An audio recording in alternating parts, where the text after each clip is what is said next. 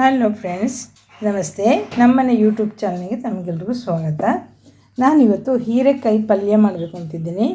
ಅದು ಕಾಯಿ ಮೆಣಸು ಪಲ್ಯ ಅಲ್ಲ, ಮೆಣಸಿನ ಪೌಡ್ರ್ ಹಾಕಿ ಪಲ್ಯ ಮಾಡ್ತೀನಿ, ಕೆಂಪು ಪಲ್ಯ. ಹೇಗೆ ಮಾಡ್ತೀನಿ ಅಂದರೆ, ನಾನೀಗ 3 ಹೀರೆಕಾಯಿ, ಮೀಡಿಯಮ್ ಸೈಜಿನ ಹೀರೆಕಾಯಿ, ಸಣ್ಣ ಸಣ್ಣದು ಊರಿನ ಹೀರೆಕಾಯಿ, ಇದು ಅಂಗಡಿದೆಲ್ಲ, ಮನೆಯಲ್ಲೇ ಬೆಳೆದಿರೋದು. ಈ ಹೀರೆಕಾಯಿಯನ್ನು ಈ ಥರ ಕಟ್ ಮಾಡ್ಕೊಂಡಿದ್ದೇನೆ. ಒಂದು ಹೀರೆಕಾಯಿ ಬೆಳೆದಿತ್ತು, ಅದರ ಒಳಗಿನ ಬೊಂಡು ಅಥವಾ ಬೀಜವನ್ನು ಈ ಥರ ತೆಗೆದು ಕ್ಲೀನ್ ಮಾಡಿ ಇಟ್ಕೊಂಡಿದ್ದೇನೆ. ಹಾಗೆ ಕ್ಲೀನಾಗಿ ವಾಶ್ ಮಾಡಿ ಈ ಥರ ಸೈಜಲ್ಲಿ ಕಟ್ ಮಾಡಿಕೊಂಡಿದ್ದೇನೆ. ನಾನೀಗ ಒಗ್ಗರಣೆ ಮಾಡಲಿಕ್ಕೆ 2 ಸಣ್ಣ ಸೈಜ್ ಈರುಳ್ಳಿಯನ್ನು ಕಟ್ ಮಾಡಿ ಇಟ್ಕೊಂಡಿದ್ದೇನೆ. ಹಾಗೆ 1 ಟೊಮೆಟೊ, 2 ಸ್ಪೂನು ಅಚ್ಚ ಖಾರ ಪುಡಿ ಹಾಗೂ 1 ಸ್ಪೂನಷ್ಟು, 3/4 ಸ್ಪೂನು ಪೆಪ್ಪರ್ ಪೌಡ್ರನ್ನು ಇಟ್ಕೊಂಡಿದ್ದೇನೆ. ಬ್ಯಾಡಗಿ ಮೆಣಸಿನ್ಕಾಯಿ 1 ಕಟ್ ಮಾಡಿ ಇಟ್ಕೊಂಡಿದ್ದೇನೆ. ಹಾಗೆಯೇ ಸ್ವಲ್ಪ ಉದ್ದಿನ ಕಾಳನ್ನು ಒಗ್ಗರಣೆಗೆ ಇಟ್ಕೊಂಡಿದ್ದೇನೆ. ಸ್ವಲ್ಪ ಸಾಸಿವೆ, ಸ್ವಲ್ಪ ಜೀರಿಗೆ. ಹಾಗೆಯೇ 1 ತೆಂಗಿನಕಾಯಿಯ ಅರ್ಧ ಭಾಗದ ಅರ್ಧವನ್ನು ಈ ಥರ ತುರಿದಿಟ್ಕೊಂಡಿದ್ದೇನೆ. 2 ಎಲೆ ಕರಿಬೇವಿನ ಎಲೆಯನ್ನು ಈ ಥರ ಇಟ್ಕೊಂಡಿದ್ದೇನೆ. ಈಗ ನಾನು ಒಂದು ಬಾಣಲೆಯನ್ನು ಸ್ಟವ್ ಮೇಲೆ ಇಟ್ಕೊಳ್ತೇನೆ.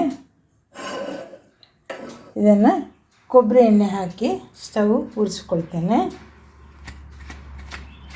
ನೀವು ಯಾವ ಎಣ್ಣೆನಾದರೂ ಯೂಸ್ ಮಾಡ್ಬೋದು, ಅಡುಗೆ ಯೂಸ್ ಮಾಡುವಂಥದ್ದು. ನಾನು ಕೊಬ್ಬರಿ ಎಣ್ಣೆಯನ್ನೇ ಯೂಸ್ ಮಾಡ್ತಾಯಿದ್ದೇನೆ.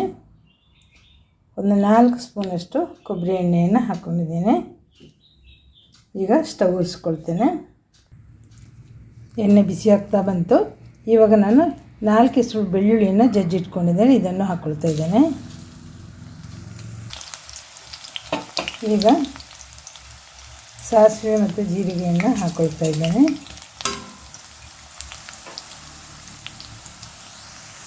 ಸಾಸಿವೆ ಸಿಡಿತಾ ಇದೆ. ಈಗ ಕರಿಬೇವಿನ ಎಲೆಯನ್ನು ಹಾಕ್ಕೊಳ್ತೇನೆ. ಹಾಗೆಯೇ ಉದ್ದಿನಕಾಳು ಮತ್ತು ಮೆಣಸನ್ನು ಹಾಕ್ಕೊಳ್ತಾ ಇದ್ದೇನೆ.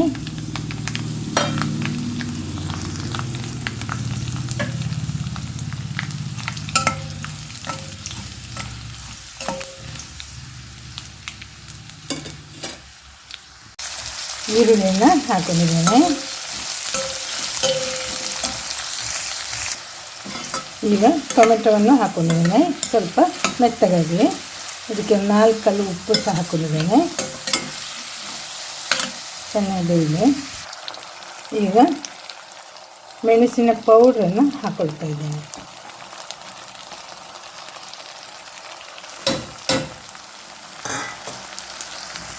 ಮೆಣಸಿನ ಪೌಡ್ರನ್ನು ಹಾಕಿ ಮಿಕ್ಸ್ ಮಾಡುವಾಗ ಸ್ವಲ್ಪ ಗಟ್ಟಿ ಆಗ್ತಿದೆ. 2 ಸ್ಪೂನ್ ನೀರನ್ನು ಹಾಕ್ಕೊಳ್ತೇನೆ.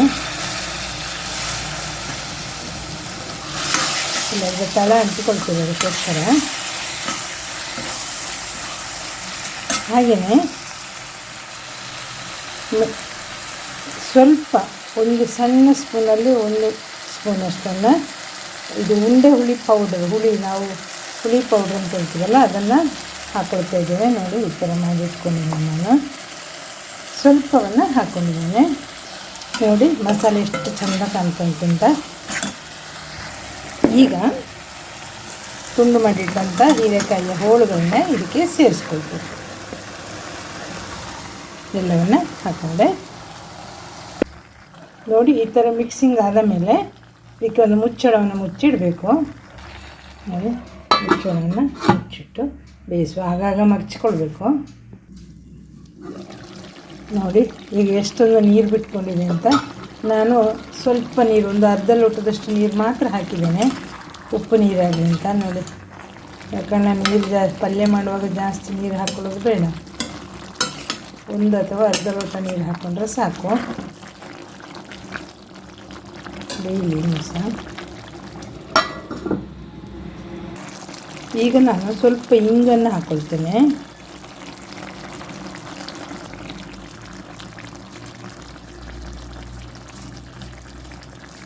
ಇಂಗನ್ನು ಒಗ್ಗರಣೆಗೆ ಹಾಕ್ಕೊಳ್ಬೇಕು. ಒಗ್ಗರಣೆಗೆ ನಾನು ಸ್ಕಿಪ್ ಆಗಿತ್ತು, ಅದಕ್ಕೆ ಈಗ ಹಾಕ್ಕೊಳ್ತಾ ಇದ್ದೇನೆ. ನೋಡಿ ಕಲರ್ ಏನು ಚೆನ್ನಾಗಿ ಬಂದಿದೆ ಅಂತ.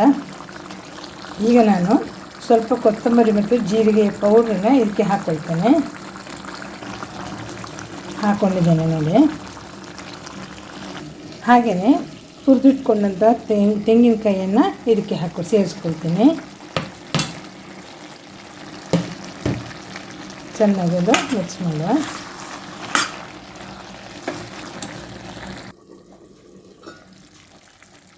ನೋಡಿ ಪಲ್ಯ ಈಗ ಗಟ್ಟಿಯಾಗಿದೆ, ನೀರೆಲ್ಲ ಹಾಕ್ಕೊಂಡಿದೆ ನೋಡಿ, ಸುಕ್ಕ ಥರ ಆಗಿದೆ.